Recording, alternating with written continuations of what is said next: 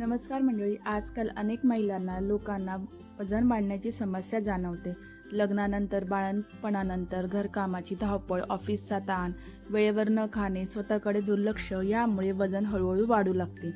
सुरुवातीला थोडंसं वाढलं असं वाटतं, पण नंतर कपडे टाईट होऊ लागतात, पोट बाहेर दिसू लागतं आणि स्वतःकडे पाहून आत्मविश्वास कमी होतो. काही महिलांना थोडंसं काम केलं तरी दम लागतो, सतत थकवा जाणवतो, जिने चढताना त्रास होतो आणि शरीर जड वाटतं. मग वजन कमी करण्यासाठी अनेक जणी काही वेगवेगळे उपाय करतात.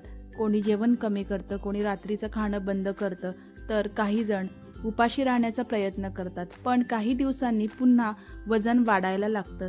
कारण वजन कमी करण्यासाठी स्वतःला त्रास देण्यापेक्षा योग्य सवयी लावणं अधिक महत्त्वाचं असतं. शरीराला योग्य आहार आणि थोडी हालचाल मिळाली तर हळूहळू फरक दिसू लागतो.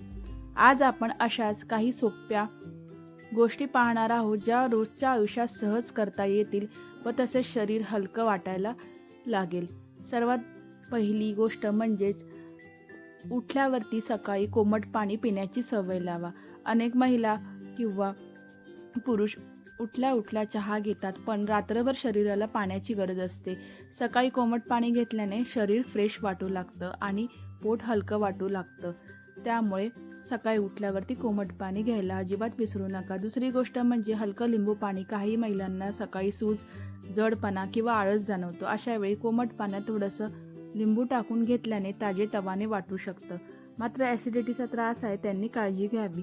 तिसरी महत्त्वाची सवय म्हणजे जेवणाआधी सॅलड खाणं. आपल्याला भूक लागल्यावरती पटकन जास्त खातो, पण टोमॅटो, काकडी, गाजर किंवा बीट आधी तरी थोडं पोटात गेलं की पोट भरल्यासारखं वाटतं आणि जास्त खाणं टाळता येऊ शकतं. चौथी सवय म्हणजेच नाचणीसारखे पौष्टिक पदार्थ आहारात घ्या. नाचणीमध्ये फायबर भरपूर असतं. नाचणीची भाकरी, सत्व किंवा इतर पदार्थ खाल्ल्याने बराच वेळ पोट भरल्यासारखं वाटू शकतं. पाचवी सवय किंवा पाचवी गोष्ट म्हणजे ताक. दुपारच्या जेवणानंतर अनेक महिलांना पोट फुगल्यासारखं वाटतं किंवा जडपणा जाणवतो. अशा वेळी घरचं साधं ताक देखील उपयोगी ठरू शकतं. सहावी सवय म्हणजे भूक लागली की बिस्किट किंवा वेफर्स ऐवजी फळं खा. सफरचंद, पपई, पेरू, कलिंगड, संत्री अशी फळं शरीरासाठी चांगली मानली जातात आणि पोट देखील भरल्यासारखं वाटू शकतं. सातवी गोष्ट म्हणजे भिजवलेले बदाम. सकाळी उठल्या उठल्या 4 ते 5 भिजवलेले बदाम खाल्ल्याने शरीराला ऊर्जा मिळू शकते आणि वारंवार काहीतरी खाण्याची इच्छा जी होते ती कमी होऊ शकते. आठवी गोष्ट म्हणजे दिवसातून एकदा ग्रीन टी किंवा हर्बल टी घेण्याचा प्रयत्न करा. मात्र ग्रीन टीने वजन कमी होईल किंवा होत नाही.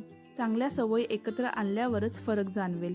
नववी महत्त्वाची गोष्ट म्हणजे नाश्ता कधीही टाळू नका. अनेक जण वजन कमी करण्यासाठी सकाळचा नाश्ता टाळतात, पण त्यामुळे नंतर जास्त भूक लागते. म्हणून हलका आणि पौष्टिक नाश्ता करणे महत्त्वाचे आहे. 10वी गोष्ट म्हणजे रात्री हलकं जेवण. रात्री शरीराची हालचाल कमी असते, त्यामुळे जड जेवण केल्यास सकाळी जडपणा जाणवू शकतो. 11वी सवय म्हणजे भरपूर पाणी पिणं. अनेकदा शरीराला पाण्याची गरज असते, पण आपल्याला भूक लागल्यासारखं वाटतं, त्यामुळे दिवसभर थोडं थोडं पाणी पिणे आवश्यक आहे.